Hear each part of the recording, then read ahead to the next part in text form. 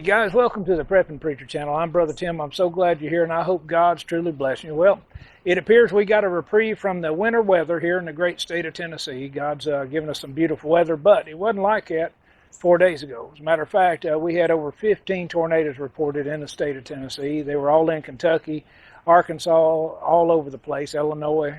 We're lifting up our brothers and sisters there in Mayfield and Bowling Green that got hit so hard, and the loss of family.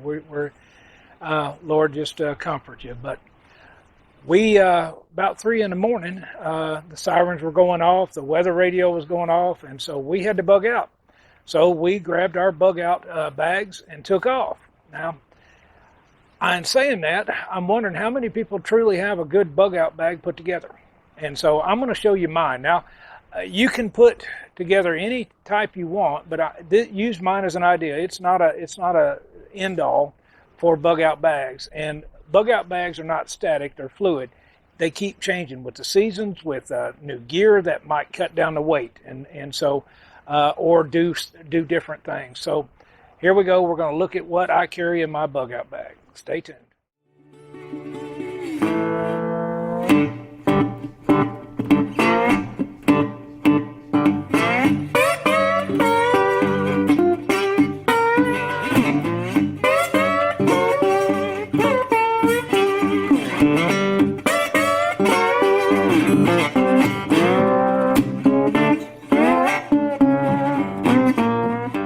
As I said, this is the Prepping Preacher channel, and I'm Brother Tim, and I'm glad you're here. And before we get started in the video, let me tell you about this channel here.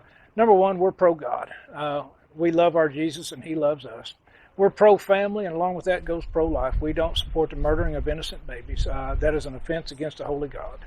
Also, we are pro-Second Amendment. That means we support the right of American citizens to own and bear firearms. And we are also pro-military, pro-police. Now, if you don't like any of those, well, there's other channels out there. So be an adult, change the channel, Skippy, go on. But if these are what you stand by, and I call these pro-American, which is getting rare today, but if you stand on these, well, hang around. And if you like what you're seeing, hit that subscribe button, send me a comment. So we're going to go now and look at the bug out bag. All right, first priority, get you a good bag. This is an SOC, or Sandpiper of California. I'll put you a link up there. It's a great expandable bag. As you can see, it's expanded because I've got a load in here that's about 30 pounds. This is my standard bug out bag. It's got great straps to compress it. It's got molly gear on the front end. It's got straps where I can attach some of my gear. It also has, in the back here, we have the water bladder where we can fill up with a 2-liter. And always look, you don't have to get an SOC, but look for one with good, wide, padded shoulder straps and the waist strap. That's where your weight's going to be concentrated. And so you can cinch that thing up on you. All right, but make sure it's got the room that you need. YKK zippers, there's a few, features that you need to have. I like the extra pouches that it has because I can separate my gear, and you'll see that when we start laying it out. So that's it. It's like I said, it's right at 28 pounds. With all my gear in there, and this bag will hold up. I like it. It's got a handle here where I can carry it like a handbag, or it's also got a shoulder strap where I can just carry it over one shoulder. But most comfortable shoulder straps with that waist strap. Make sure that waist strap, okay, I forgot, make sure it's a good padded one, okay, or it'll cut right into you. So get yourself a good quality bag right off the bat. Now when the storms hit, we already have a bug out bag ready to grab. Now this one weighs about 28 pounds with everything in it. Got a little weight to it, but you build your own bag, okay? And there's some things that I could drop out that would knock some of the weight out. I would rather be around the 20-pounder, and so I'm gonna be working on it. But always keep it fluid, all right? But this is my everyday carry. I always carry a good quality switchblade or knife, automatic knife, all right? I always have a Streamlight in my pocket, keep the batteries fresh in it. Always have a good multi-tool. Now this is a Leatherman here, or a Wingman.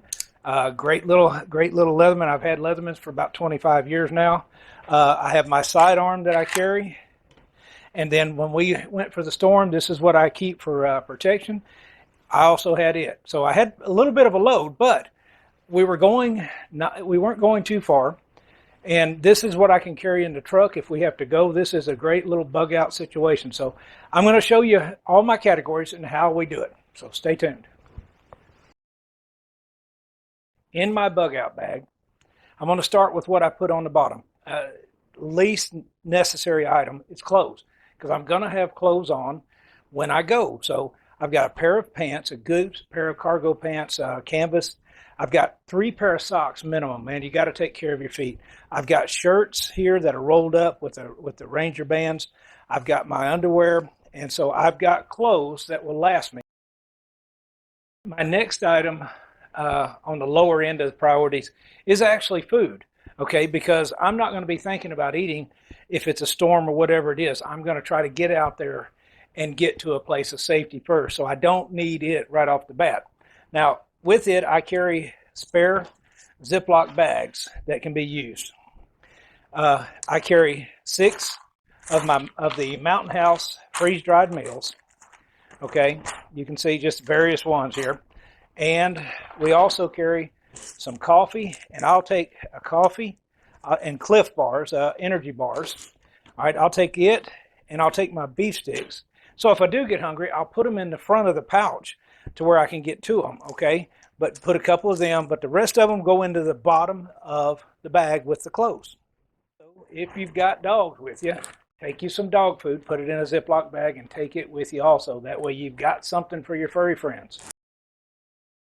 Our next item will be our cooking. And what I do, because it goes with the food, this is that little rocket stove I've showed. I'll put a link up there for you. These are trioxylene cubes. I keep them in a Ziploc bag also. They're instant fire starters. Here's another fire starter with storm matches, okay? And you can't beat a Bic, all right? Little mess kit here. I think this is a Walmart, little Ozark Trail. Got a little pot, little cup. All right. And always, always, always carry your Spork, okay? Got to have your Spork. That goes in the bag next. Next category is hygiene, okay? We got toilet paper in a Ziploc bag. Can't go without that. Qtips. I got Gold Bond powder, good for your feet and your body. All right, got wet ones. Okay, I'll put some of them in the front of my bag so that I can have them to wipe off. Got a bar of soap, got emergency toothbrush or travel toothbrush, deodorant. The people with you will thank you. And also I carry waxed dental floss. It's great for other uses other than flossing your teeth. So that goes in next. Next category is my electronic category. Now, first off, I got a flashlight. Now, I'm going to put that in one of the front pouches there so I can get to it.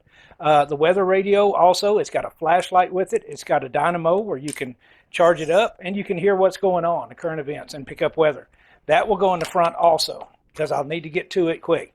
The solar charger, this is a fold up. I love it because it's got the D-rings there. I can hook it to the back of the pouch if I'm walking down the road here and charge up my stuff because it's USB. I can charge up my battery bank, carry a battery bank. I can charge up my my CR123s that I use in my Streamlight, or I can be charging my AA's or AAA's, and I got what's spare. So that's what goes into the bag next. Next item of priority, I'm getting higher up on the list now.